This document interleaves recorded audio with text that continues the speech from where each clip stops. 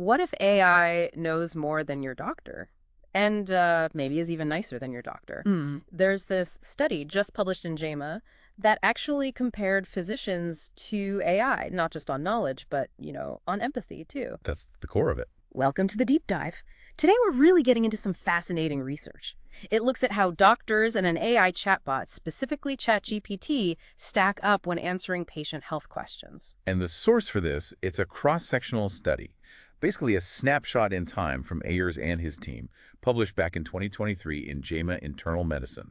Right. So if you're curious about how tech is really starting to intersect with healthcare, maybe even changing how we communicate with our doctors, this is definitely for you.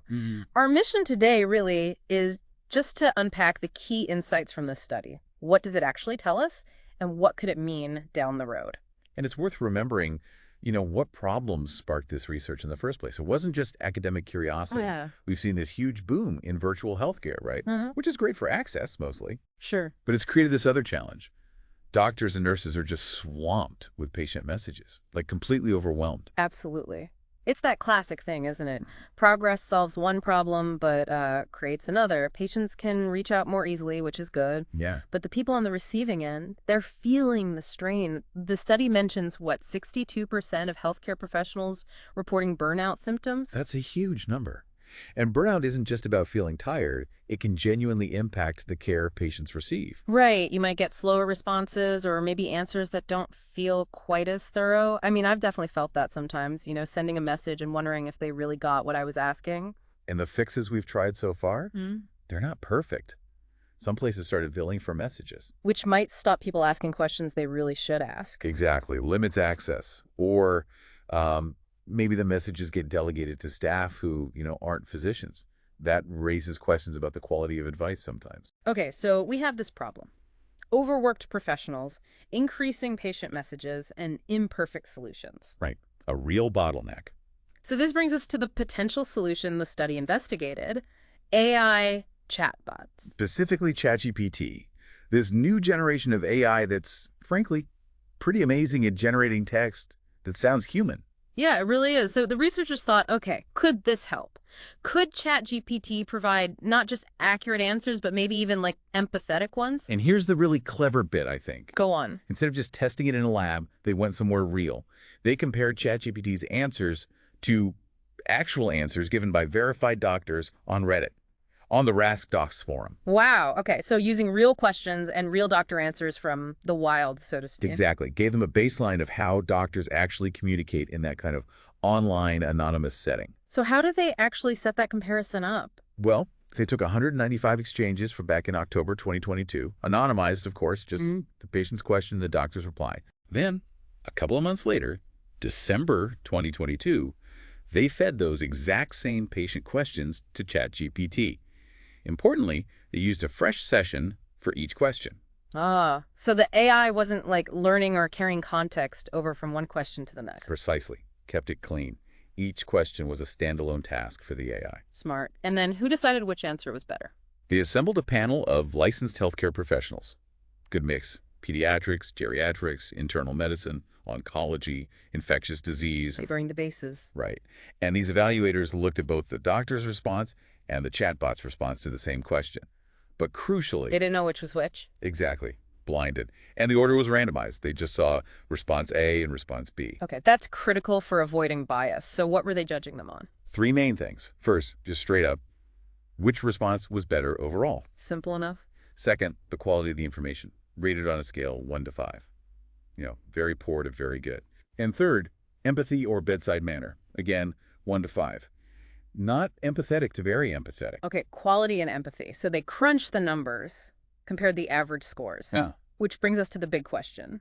How did the AI actually do against the doctors on quality?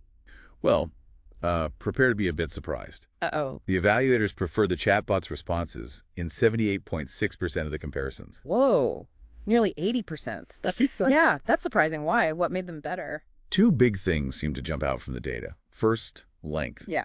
The chatbot answers were way longer. How much longer? average 211 words for the chatbot versus just 52 words on average for the physicians. Okay, that's a pretty stark difference, more than 4 times longer. Yeah, but it wasn't just about being longer. The quality ratings were also significantly higher for the chatbot. Higher how? What were the scores? The average quality score for ChatGPT was 4.13, so above good on their 5-point scale. Okay, and the doctor? They averaged 3.26, which is basically just acceptable. So not bad, but clearly not as good in the evaluator's eyes. And look at the stat. The proportion of answers rated good or very good quality, so a 4 or 5, was 3.6 times higher for the chatbot. 3.6 times. Wow. Conversely, physician responses were over 10 times more likely to be rated less than acceptable quality, so a 1 or 2. Goodness. So putting that together, it suggests, at least in this online forum context, the AI was much more likely to give an answer that felt comprehensive and, well, high quality. It definitely challenges assumptions. You assume the human expert would provide the richer detail, perhaps. Yeah, or at least be rated higher for it. No. Okay, so that's quality. But what about the other big factor they measured? Empathy, the human touch. Right, which is arguably just as important, maybe more so depending on the situation when you're talking about health concerns. Absolutely. Feeling heard is huge. So how did the AI do there? Surely the humans won on empathy. Well, no. That was perhaps even more surprising. The chatbot responses were also rated as significantly more empathetic. Get out, really? Really? Average empathy score for ChatGPT, 3.65. For the physicians, 2.15. Okay, that's a big gap again. 2.15 is, what, barely, slightly empathetic, whereas 3.65 is closer to empathetic. Exactly. And look at the proportions again. Responses rated empathetic, or very empathetic, a 4 or 5, were nearly 10 times more common for the chatbot. 10 times? 9.8 times higher for the AI compared to the physicians. Wow. And on the other end, physician responses were 5.4 times more likely to be rated less than slightly empathetic. I'm just processing that. An AI code. Perceived as more empathetic than a human doctor in writing. How does that even happen? It's pretty mind-bending, isn't it? It really makes you think about what empathy looks like in text and how we perceive it. Yeah. Maybe the AI is just better at including phrases that signal empathy, even if it doesn't feel it. Maybe. Or maybe the longer, more detailed answers just feel more caring. That's definitely a possibility. The study did dig into some nuances, though. Oh, yeah? Like what? Well, they looked at how quality and empathy were related for each group. For the doctors, responses rated higher on quality were also generally rated higher on empathy. There was decent correlation. That makes intuitive sense. A caring, thorough answer feels empathetic. Right. But for the chatbot, that link was weaker. High quality didn't necessarily predict high empathy quite as strongly. Huh. So maybe the AI is generating quality information and separately generating empathetic-sounding language, and they don't always align perfectly. Could be something like that. It suggests the mechanism might be different than how humans naturally blend information and empathy. Interesting. Now, you mentioned the length difference earlier. Did they account for that? Could the doctor's shorter answers have just dragged down their empathy scores? Good question. They did what's called a sensitivity analysis to check that. They looked specifically at the longest physician responses, the top chunk, percentile-wise. Did the longer doctor answers fare better? They did fare a bit better, yes. They were preferred more often than the shorter physician responses and got higher quality and empathy scores compared to other physicians. Okay, so length mattered somewhat for the human responses. It did. But even those top-tier, longer physician responses were still rated significantly below the chatbot overall. Even among that group of longest physician answers, the chatbot was still preferred 62% of the time. So even when doctors took the time to write more, the AI often still came out ahead in the evaluator's judgment. Seems so. Based on this data, it suggests it's not just about word count. There's something about the structure or content of the AI responses that resonated more with the evaluators. Okay, so given these, frankly, pretty startling findings, what are the potential real-world applications here? How could this actually be used? Well, the most obvious thought is using AI like this as an assistant. Not a replacement, but an assistant. Oh, so? Imagine the AI drafting an initial response to a patient's message. The doctor, or maybe a nurse practitioner or physician assistant, then reviews it, edits it, personalizes it, adds their clinical judgment, and then sends it. Okay, so it saves them the initial composition time. Exactly. It could massively speed up the workflow, help manage that message volume we talked about. That could free up a lot of time for more complex tasks, or just, reduce some of that pressure. Right. And it might also lead to more consistent responses across a practice. Maybe even help staff learn kind of by example, how to phrase things more effectively or empathetically. That makes sense. A sort of communication training tool, almost. And what about the impact on us, the patients? Well, potentially quite positive. Yeah. If you get faster answers and those answers are high quality and feel empathetic, that's a better experience. Yeah, absolutely. It might even cut down on unnecessary clinic visits if a question can be handled well online. That saves everyone time and resources. And could be huge for people who find it hard to get to the clinic, maybe due to mobility or cost or living far away. Better online communication could really improve equity. Definitely a potential benefit. Yeah. And you can even speculate maybe that better communication might lead to better health outcomes, like people sticking to their medication more or following dietary advice better. That's plausible. Feeling understood and having clear instructions probably helps. It seems likely. But, and this is the authors stress, we need proper trials, randomized clinical trials in actual healthcare settings. Right. To really see if using AI assistance like this translates into better care and outcomes in the long run.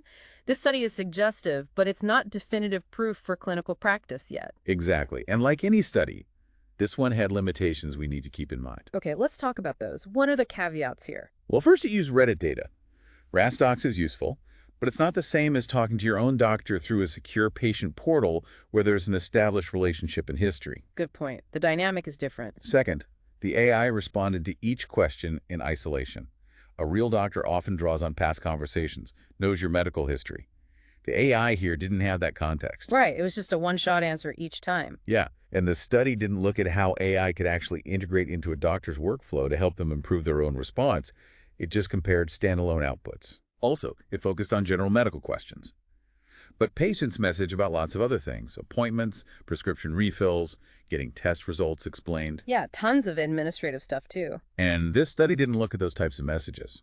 Plus, the rating scales they used for quality and empathy, they weren't specifically validated beforehand for this exact task.